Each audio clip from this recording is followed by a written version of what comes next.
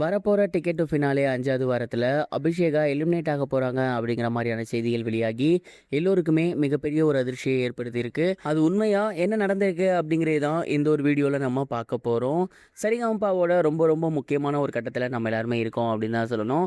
அதாவது Sa Re Ga Ma Pa little champ season 5ஓட grand ஃபினாலேக்கான 5வது ஃபைனலிஸ்ட்டை தான் இந்த வாரம் வந்து தேர்ந்தெடுக்க போறாங்க. மொத்தமே 5 ஃபைனலிஸ்ட் வந்து ஸ்டேஜுக்கு ஏறுவாங்க. அதில் 4 பேர் வந்து செலக்ட் ஆகிட்டாங்க அப்படிங்கிறது நமக்கு நல்லாவே தெரியும். அந்த ஒரு 4 பேரை தொடர்ந்து 5வது ஆளாக கண்டிப்பாக அபிஷேகா வந்துருவாங்க அப்படின்னு நம்ம எல்லாருமே நம்பிக்கிட்டு இருந்தோம். ஆனால் சமீபத்தில் வந்திருக்கக்கூடிய செய்தி ஒரு சில ஆர்டிக்கல்லாம் போட்டிருக்கிறத பார்க்கும்போது அபிஷேகா இந்த வாரம் எலிமினேட் ஆக போகிறாங்களோ அப்படிங்கிற ஒரு டவுட் தான் ஏற்படுத்தியிருக்கு. நிறைய சோசியல் மீடியா பேஜ்லேயும் சரி, நிறைய ஃபேன்ஸும் சரி என்ன சொல்கிறாங்க அப்படின்னா, இந்த வாரமும் அபிஷேகா அவர்கள் செலக்ட் ஆகிறது அப்படிங்கிறது ரொம்ப ரொம்ப கஷ்டமான ஒரு விஷயம்தான். அதுலேயும் குறிப்பாக இந்த வாரம் கண்டிப்பாக ஜட்ஜஸ் எல்லாமே மோக்ஷிதாவை தான் செலக்ட் பண்ண அதிக வாய்ப்புகள் இருக்குது அப்படிங்கிற மாதிரி சொல்கிறாங்க. மேலும் அதற்கு ரீசனாக என்ன சொல்கிறாங்க அப்படின்னா, கடந்த சில வாரங்களில் கம்பேர் பண்ணும்போது நல்லா பாடி செலக்ட் ஆன கண்டஸ்டன்ஸ்க்கு அடுத்ததாக மோக்ஷிதா அவர்கள் இருந்திருக்காங்க.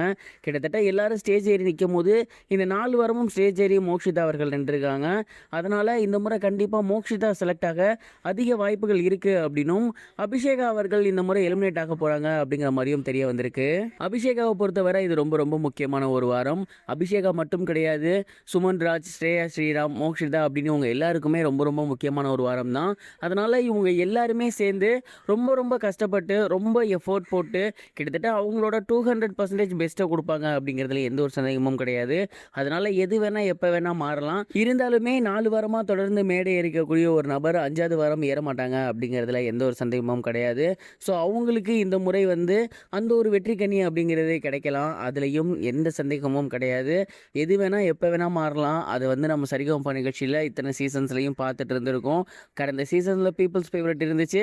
இந்த சீசன் இருக்குமா அப்படிங்கிற ஒரு டவுட்டும் இருக்குது. இந்த மாதிரி ஏகப்பட்ட விஷயங்கள் இந்த வாரம் வந்து ரொம்பவே காத்துட்ருக்கு. அதற்கான விடை என்ன? அபிஷேகா செலக்ட் ஆக போகிறாங்களா இல்லை சுமனா?